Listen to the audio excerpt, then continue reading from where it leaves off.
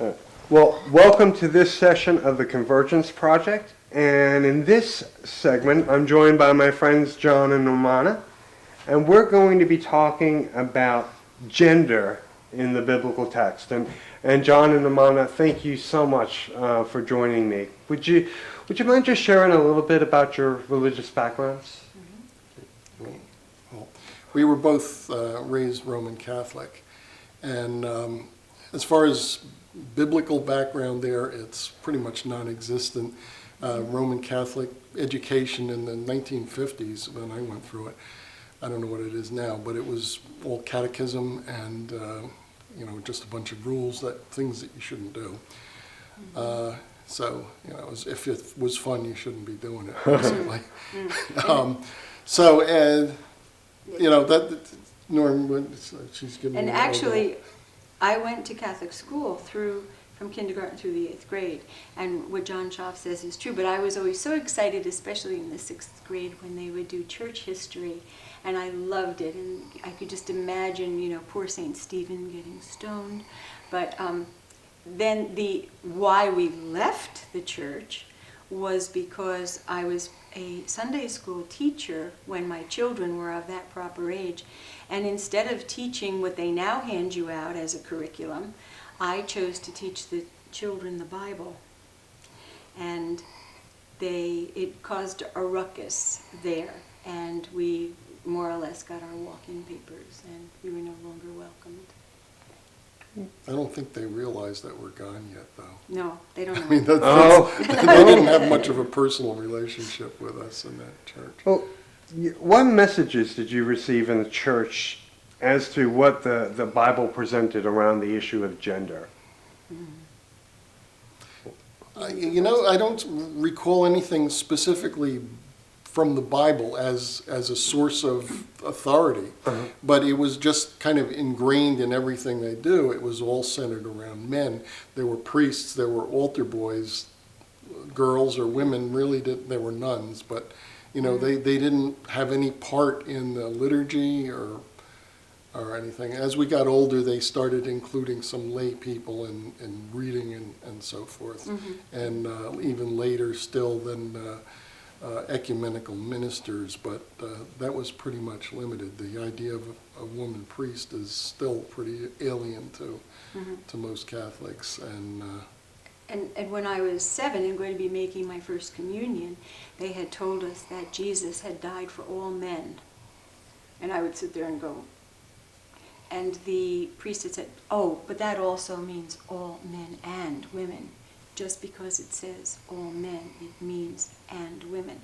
So I thought, what did I do wrong? And then you would see during Mass, if a priest was being called another priest was being called to take communion or something, if the person who brought the message was female, they stopped Mass as the person would approach and would give, the altar boy would come and take the message from her, give it to the priest, and then the priest would package up the host to give to this person over there. So everything stopped when a female came anywhere near it. And I've even been in a rectory to have a meeting with a priest, and you are not allowed to step outside of the hallway and the receiving room.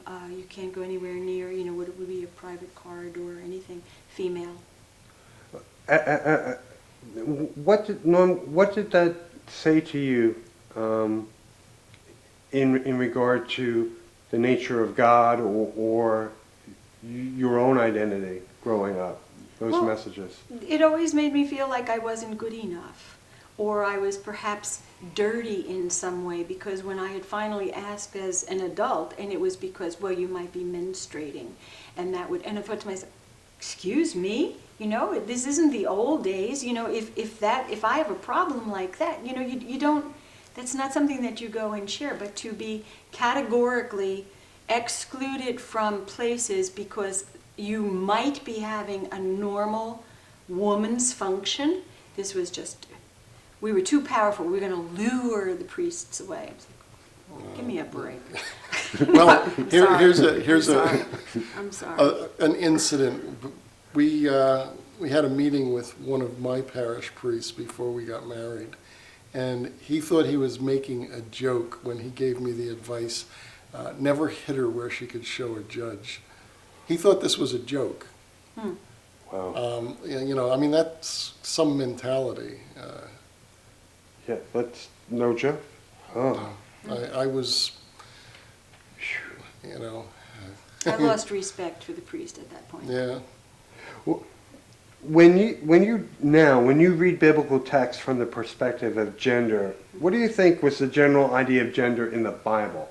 Do you have an idea of how the Bible viewed the idea of gender? Well, when you think about Moses and crossing all those, and he had all those thousands and then men. It was only the men that were counted. We were, as women and children, just considered possessions. And I didn't particularly like that. I kind of did like when Deborah was quoted in the Bible as, she must have been awesome, is all I have to say. The worker bee, and she was so smart and stuff. But, you have to be absolutely extraordinary to have been mentioned. I know that they did mention the 2 midwives who had refused to kill the Jewish babies in Moses' time. I applaud his sister Miriam, because I could see myself doing that. I'm gonna let that baby go. That was great. But then when it was time for Jesus, and the first churches were meeting in the homes, the Lydia, the purple cloth maker. I just love that one. And then also the fact that Mary Magdalene, she came along, and Jesus didn't see her as an object. He saw her as a person. Even the woman who was hemorrhaging and who had touched his robe. There was a woman who was so totally beyond being just a woman. She was isolated. Nobody wanted to talk to this person because she was just less than human. And Jesus looked at her and spoke with her and made her feel part of it. And in his speaking to her as she was healed, he brought her back into the community and gave her so much more than just stopping the hemorrhaging. He gave her life again. Okay. Yeah, I sometimes got the feeling, though, that the Bible was written by men, and it was all male perspective and male-centered.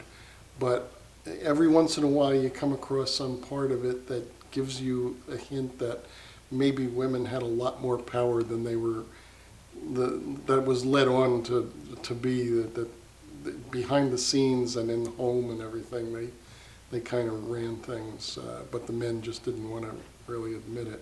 Because you see Mary popping up as kind of, the relationship with Jesus and Mary, and, the mother-son, I don't know, the relationships of some fathers and sons didn't seem too good, starting way back with Abraham, that relationship didn't start out real well. If you had the opportunity to broadcast something to the Christian world and to give sort of advice to the church in regard to how they deal with the issue of gender, what would it be? Well, I like the part after Jesus had been put in the grave. And Mary went over there, and she thought that Jesus was the gardener, and she didn't recognize him at that point.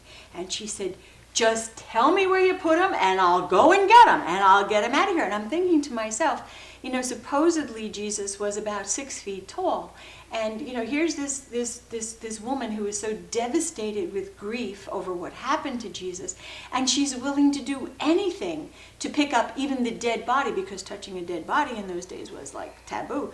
I'll do anything to get him and bring him back. And, that's what I want to be. That's the kind of woman that I would like to be remembered as, one who is bound and determined and loves God and Jesus so much that you just move over and let me do it. Just get out of my way, kind of thing. John or Norm, if one of your sons was wrestling, with these issues of gender and male privilege and needed some good advice, what would you say? Well, Christian actually did. He had gone on a Christian outreach project, which is teenagers are working to fix people's homes. And this particular woman had not been out of her home in 3 years. And the children, a group of 4 children and 1 adult with a supervisor over them, they were charged to repair the stairs and to put a small landing outside so she could come out in her wheelchair. And he came home from the first day and he said, "Mom, Mrs. Bunnell won't let any of the girls use the circular saw. How are we supposed to do this job? What is the matter with her? Why does she think that girls can't do things?" So he is very much, he has seen what women can do and is very much in favor of, women being allowed. Don't tell him that you can't do it because where could he you're have a girl. gotten that idea? I wonder. Well, Wonder Woman. thank you so much for joining me today. It has been our privilege and an honor to help you. I hope that you got something that you can use. Great. Good. That was lovely. That was wonderful.